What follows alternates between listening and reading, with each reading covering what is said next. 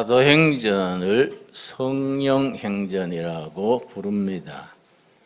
초대교회 성령께서 사도들을 통하여 성령이 행동하신 선교 사역의 기록이기 때문에 사도행전이 성령행전이라 부르고, 사도행전은 28장까지 기록되어 있는데 29장 천장, 이천장 하늘나라에서는 사도행전을 계속 써가고 있을 것이다.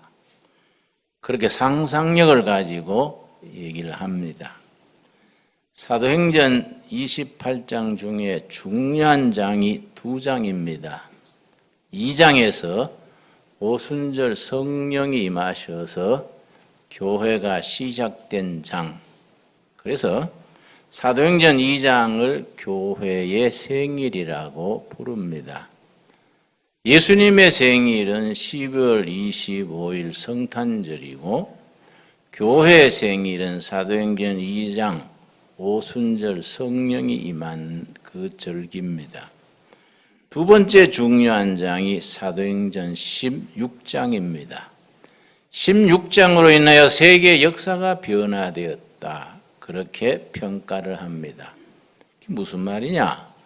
사도 바울이 3차례 전도 여행을 하는데 첫 번째 아시아 지역을 잘 돌고 왔습니다. 두 번째 전도 여행할 때 이번에도 아시아, 터키, 사우디, 전체 아시아, 돌아서 인도 쪽으로 방향을 잡았던 것 같습니다. 그런데 아시아 전도 여행을 하고 있는데 성령께서 나타나셔서 유럽, 마케도니아 사람이 환상 중에 나타나서 꿈에 나타난 것이 아니고 환상 중에 나타나서 우리를 도와주시오. 마케도니아는 유럽으로 들어가는 관문입니다. 너무나 확실하게 환상이 나타나니까 사도 바울이 사도행전 16장에서 깨닫기를, 나는 선교 방향을 아시아 쪽으로 그렇게 잡았는데 성령님의 뜻은 그게 아니고 유럽 쪽으로 원하시는구나. 선교하던 방향을 돌려서 유럽 쪽으로 갔습니다. 아시아가 끝나고 유럽이 시작되는 첫 항구가 빌립보입니다. 그래서 빌립보 교회가 유럽에서 맨 처음 세워진 교회입니다. 빌립보 교회를 세우고 그 다음에 이제 아테네 쪽으로, 고린도 쪽으로 가는데 빌립보와 아테네 중간에 데살로니가가 있습니다. 사도행전 17장 오늘 읽은 본문은 데살로니가에서 있었던 얘기입니다. 이제 사람이 많이 모이는 도시에는 유대 이민들이 모여가지고 회당을 세웁니다. 그걸 시나고구 그럽니다. 시나고구. 데살로니가에도 유대인 회당이 있었습니다. 사도 바울이 관례대로, 습관대로 어느 도시에 가든지 먼저 회당을 찾아가서 회당장 뵙고 내가 성경을 풀이하는 강의를 하고 싶으니 안식일, 유대인의 안식일은 토요일이지요. 안식일 나한테 시간을 좀 주시오. 교섭이 됐어요. 그래서 사도 바울이 새 안식일 3주 동안 성경 말씀을 쭉 풀어서, 그때 성경 구약이지요. 신약은 아직 나오지 않았을 때니까 성경 말씀을 따라 나사렛 예수가 그리스도다. 이스라엘 역사의 수천 년, 수백 년 동안 어느 땐가 메시아가 나타나서 구원 역사를 일으키신다. 이 그리스도 메시아지요. 나사렛 예수가 우리가 기다리던 그리스도 메시아시다. 이렇게 전하니까 그 중에 많은 사람들이 사도 바울의 말을 따랐어요. 근데 진리가 선포되면 거기에 저항이 따르는 거지요. 반대파가 생기지요. 그 반대하는 사람들이 어떻게 했느냐? 5절, 사도행전 17장 5절입니다. 그러나 유대인들은 시기하여, 다른 얘기를 하니까 나사렛 예수가 메시아다 그러니까 이거 뭐 새로 나온 이단 아니냐? 뭐 사입이 아니냐? 바울이라는 사람이 수상한데? 아주 시기하여 저자의 어떤 불량한 사람들을 데리고 때를 지어 시장바닥의 불량배들, 시장바닥의 깡패들을 돈을 주고 포섭을 해서 그 사람들을 동원해서 사도 바울 전도단을 해방 놓는 거예요. 그래서 이제 데살로니가의 유대인 회당장이 이름이 야손이요. 영어로 제이슨. 야손의 집에 쳐들어가 가지고 그 바울이라는 자를 좀 내놔라. 우리가 손 좀 보겠다. 뭐 이런 식으로 하니까 그때 바울이 그 자리에 없었어요. 그냥 야손 회당장을 끌어내 가지고 깡패들이 관청에 가서 고발을 한 거예요. 그 고발한 내용이 아주 기가 막혀요. 초대교회 전도대를 향하여서 세상 사람들이 반대하는 사람들이 뭐라고 고발했느냐? 참 우리한테 큰 참고가 됩니다. 6절입니다. 발견하지 못함에, 바울 전도대를 발견하지 못함에, 바울과 바나바와 그 팀으로 움직였으니까 야손과 및 형제들을 끌고 읍장들 앞에 가서 소리질러 이르되, 고단 말씀이 그때 세상 사람들, 복음을 반대하는 사람들이 전도대를 어떻게 고발했느냐? 아주 실감나는 고발입니다. 천하를 어지럽게 하던 이 사람들이 여기도 이름에 온 천하에 다니면서 소동을 일으키고 무리를 일으키고 체제를 뒤집으러 엎으러 다니는 사람들이다. 요즘 말로 반체제 인사들이다. 내가 가진 영어 성경에는 이렇게 썼어요. They have turned, 뒤집는다. The world, 세상을 뒤집으러 다닌다. 어떻게 뒤집느냐? Upside down, 세상을 거꾸로 뒤집으러 다니는 사람들이다. 뭘로 뒤집느냐? 7절이죠. 야손이 그들을 맞아들였도다. 이 사람들이 다 가이사의 명을 거역하여 말하되, 가이사는 로마 황제 케자루, 로마 황제, 로마 식민지 시절이니까 로마 황제가 세상을 다스리고 있는데 이 사람들은 다른 황제를 내세운다. 다른 황제가 누구라는 겁니까?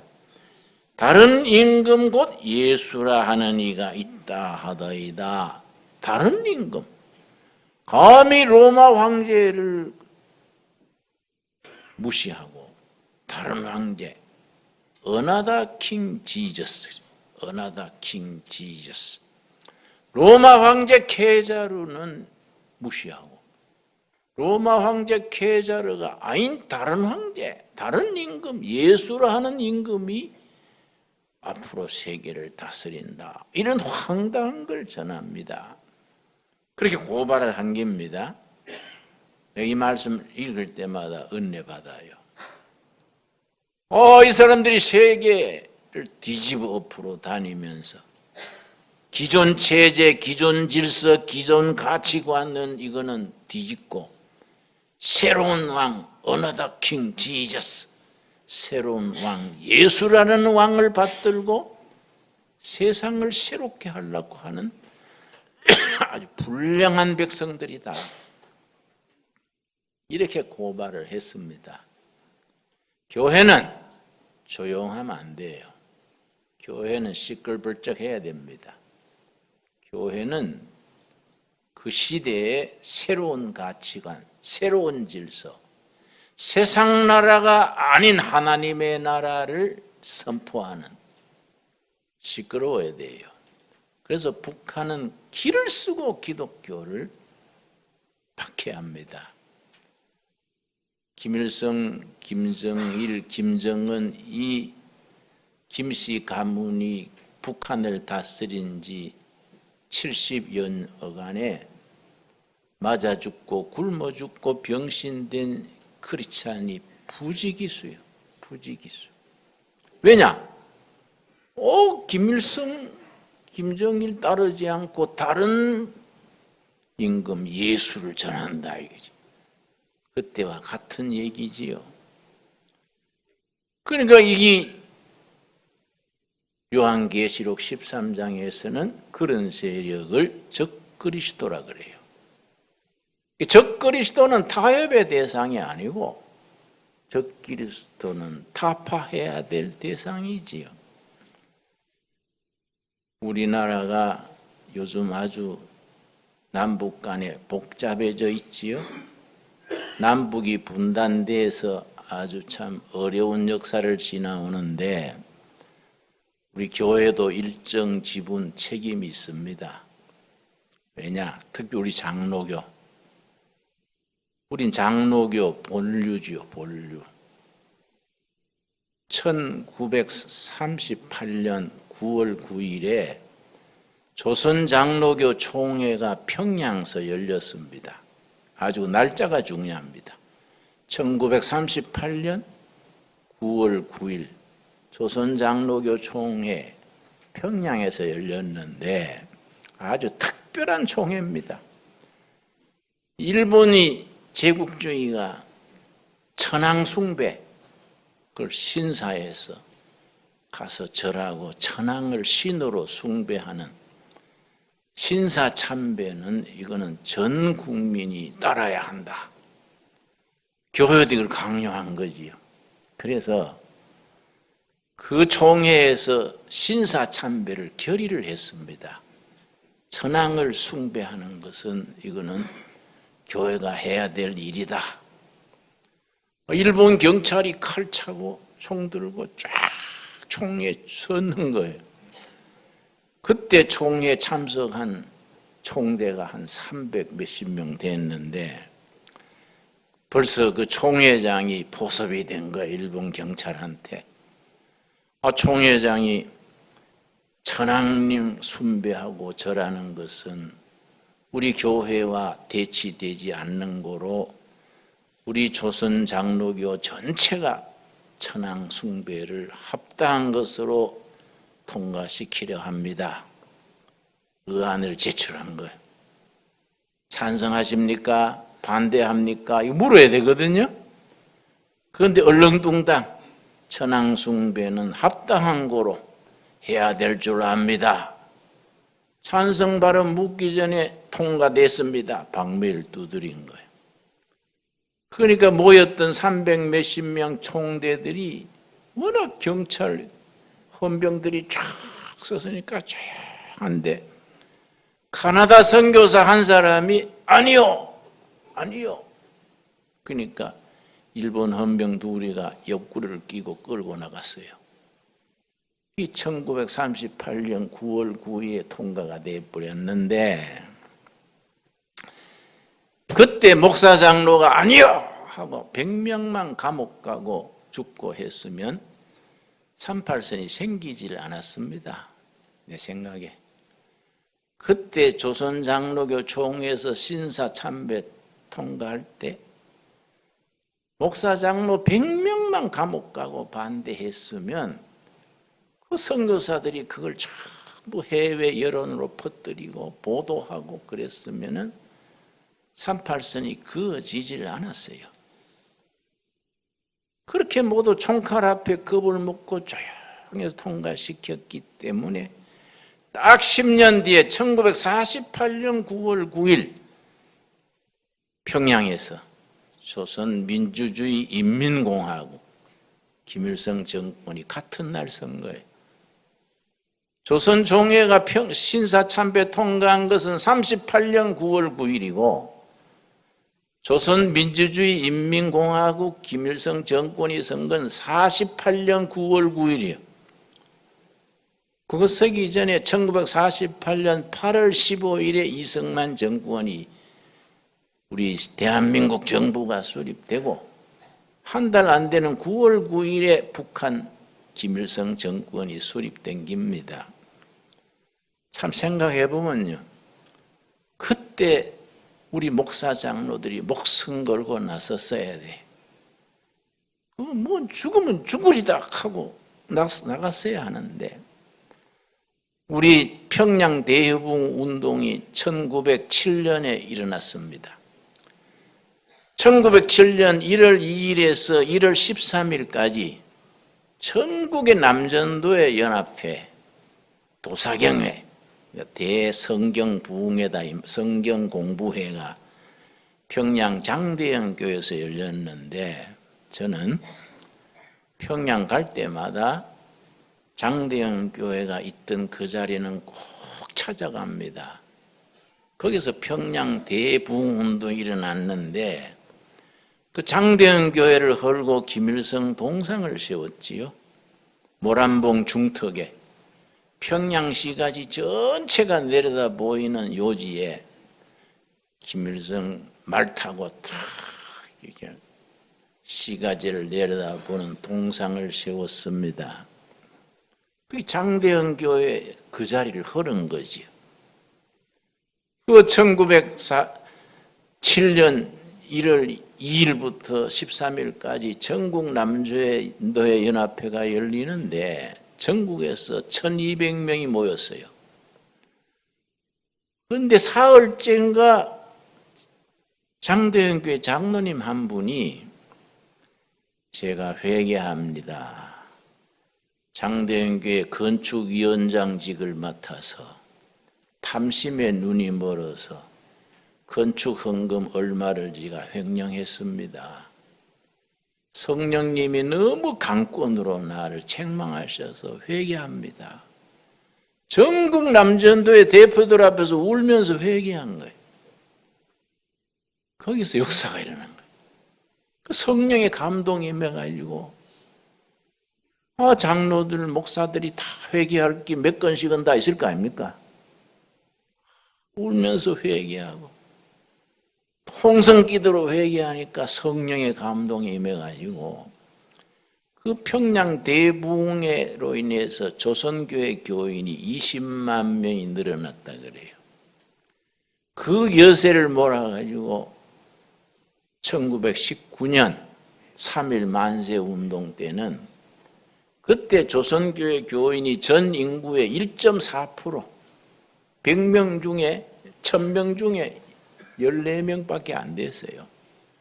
그런데 3.1 만세운동 때 민족 대표 33인 중에 절반이 장로, 집사, 목사예요. 만세운동이 일어나는 그 지역의 75%가 교회를 중심으로 일어났습니다. 그 기라성 같은 민족 지도자들이 교회에서 기른 사람들이고 교인들이랬지요.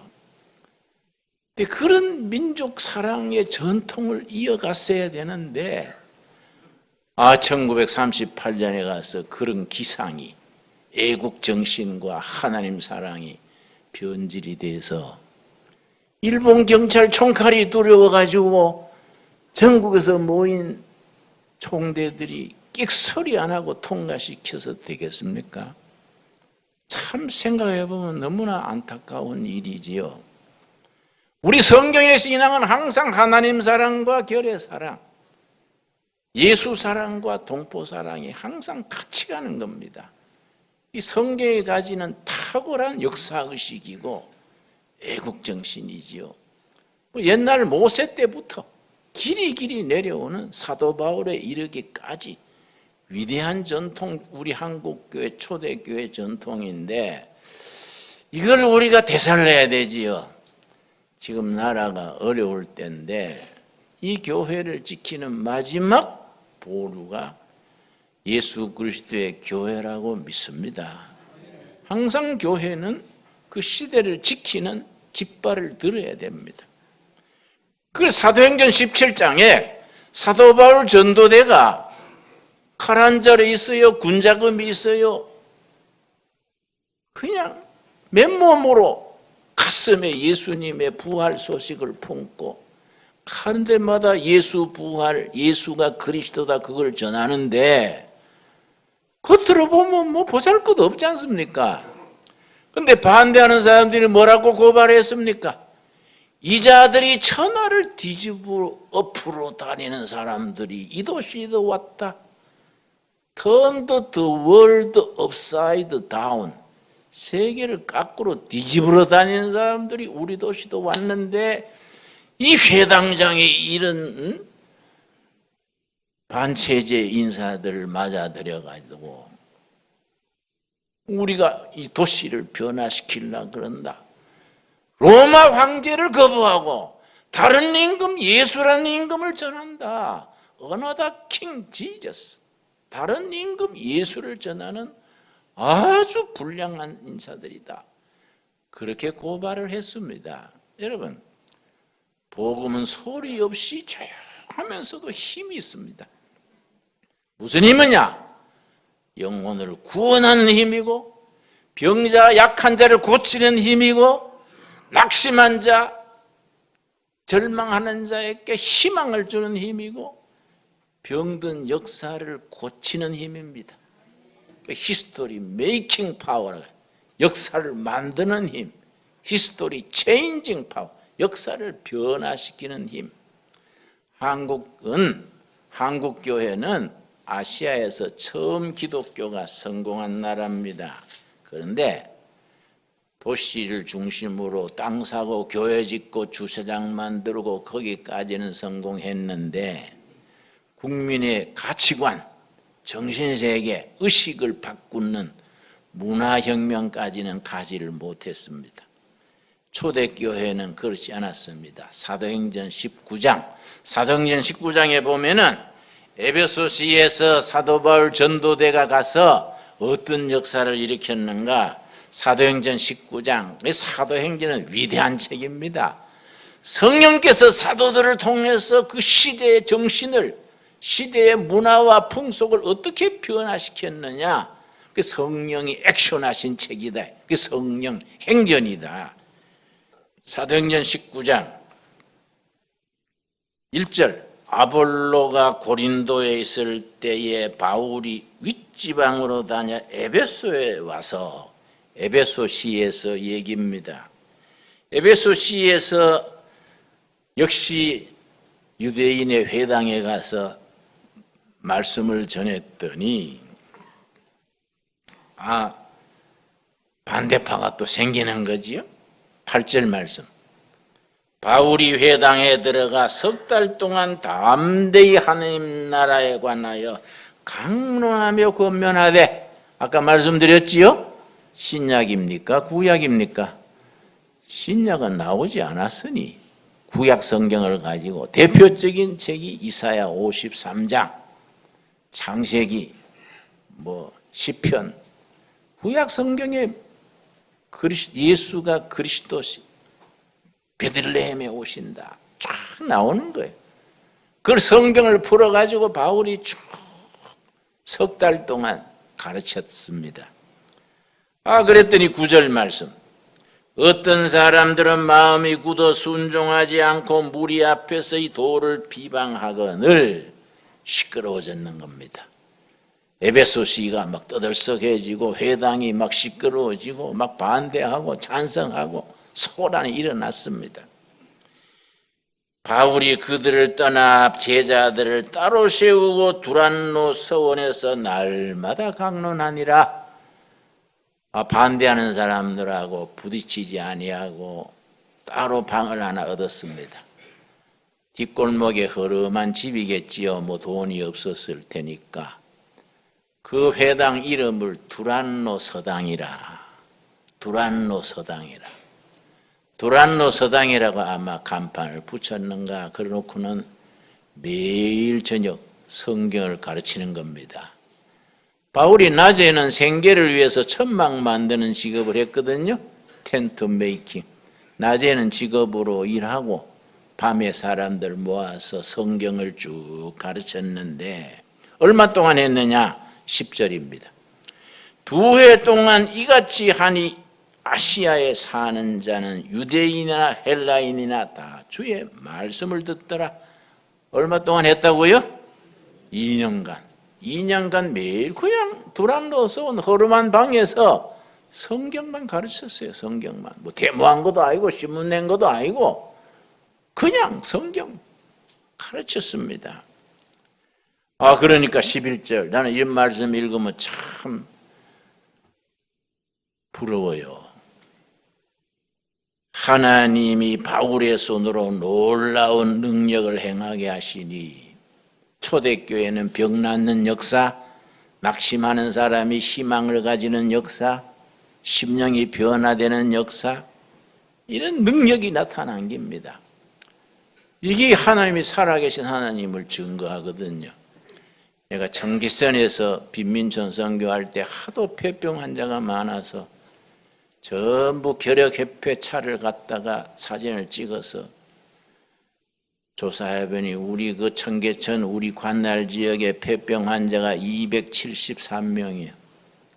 그 주민등록 카드처럼 다 교회 해놓고 간호사 한 명을 교회 예산으로 채용해서 다니면서 치료하게 했는데 폐병 중환자는요 막 피를 토합니다. 각혈한다 그래요. 피를 토하는 환자 가가지고 내가 막 안수기도해요. 하나님, 이 환자 이 폐병 이 피를 토하는데 살려주실 줄 믿습니다. 기도했는데 환자는 그냥 아프다는 거예요. 이야, 참 조영기 목사 같은 분은 기도하면 착 낫는다는데 나는 조시가 아니라 그러나 와 안 되나? 좀 세게 해야겠다. 어깨 잡고 막 미십니다. 환자 이마에 침을 뒤집어 씌우고. 그래도 안 낫는 거예요. 할 수 없이 얻고 병원에 가는 거예요. 그 자리에 놨으면 10분이면 끝나고 감사원금도 나오는데 이거 안 났으니 얻고 병원에 가니 차비 내야지요. 국밥 사 먹여야지요. 아이고. 그 사도 바울은 역사가 일어난 거예요. 초대교회 베드로, 바울, 야고보 역사가 일어난 거예요. 그러니까 사람들이 놀라는 거예요. 야, 예수가 정말 메시아네. 그래서 그게 전파되고 어떻게 됐습니까? 19절, 18절 말씀. 믿은 사람들이 많이 와서 자복하여 행한 일을 알리며 또 마술을 행하던 많은 사람이 그 책을 모아가지고 와서 모든 사람 앞에서 불사르니 그 책값을 계산한 즉 은 5만이 되더라. 점성술, 사주팔자, 관상 보는 거. 이 사람들이 예수가 참 하나님이다. 그걸 깨닫고서는 그 점치고 우상 숭배하는 책들 전부 가지고 두란노 서당 마당에 불태운 거예요. 책값이 은 5만. 은 하나가 성인 1일 1당입니다. 요즘 15만 원 잡읍시다. 15만 원 곱하기 5만 하면 엄청난 돈이지요. 그걸 전부 미신 우상하던 전부 마당에서 불태우고 예수님 앞으로 나온 거예요. 이런 걸 문화혁명 그래요. 문화혁명. 가치관, 의식, 정신 바뀌는 거예요. 예수가 참 하나님이다. 그러고서 20절이 결론이지요. 20절. 우리 한번 같이 읽겠습니다. 이와 같이 주의 말씀이 힘이 있어 흥왕하여 세력을 얻으니라. 여러분, 우리가 산속에 있는 조그마한 산속 교회지만은 사도행전 19장 20절의 역사가 우리를 통해서 이어져 갈 수 있게 되기를 바랍니다. 여러분, 많은 그 시의 정신상태, 가치관, 의식이 바뀐 것, 문화혁명, 문화가 바뀐 것, 점치던 사람, 미신하던 사람 다 책 가져와서 도란노서당에서 불태우고 하나님 앞에 찬양한 거지요. 예수가 참 그리스도다. 사도 바울이 딴 거 아니에요. 2년 동안 매일 성경 가르치는 성경. 2년 동안 매일 성경 공부하고 또 병든 자 예수님의 이름으로 역사하고 그러니까 하나님께 영광 돌리고 그 시 에베소시 전체가 바뀌어버린 거예요. 우리 한반도에서 남쪽이나 북쪽이나 그런 역사가 있어야 안 되겠습니까? 응? 뭐 그런 무슨 주체 사상이니 공산주의니 무슨 다 사라지고 복음의 역사가 흥왕해요. 말씀이 힘이 있어. 사회를 바꾸고 나라를 바꾸고 민족을 바꾸고 교회를 바꾸는 역사가 일어나야 될 때입니다. 우리가 그런 일에 기도하고 응답받게 되기를 바랍니다. 그래서 19절 20절 우리 한번 한 음성으로 같이 읽고, 우리가 다 부족한 사람들이지만 우리를 통해서 사도행전 19장에서 역사했던 하나님의 영이 우리를 사용하시도록 우리가 기도하고 응답받게 되기를 바랍니다. 같이 읽겠습니다. 또 마술을 행하던 많은 사람이 그 책을 모아가지고 와서 모든 사람 앞에서 불사르니 그 책값을 계산한 적 은 5만이나 되더라. 이와 같이 주의 말씀이 힘이 있어 흥하여 세력을 얻으니라. 아멘 하시지요? 우리가 합심해서 이런 제목으로 기도하고 응답받고 쓰임받는 하나님의 자녀, 하나님의 교회, 그리스도를 존귀케 하는 교회로 나아갈 수 있게 되기를 바랍니다. 기도하겠습니다. 주님 은혜를 감사드립니다. 복음의 역사가 초대교회 때부터 지금까지 살아계신 하나님의 영 성령님의 역사하심으로 흥하여 세력을 얻어 번창해 나갈 줄로 믿습니다.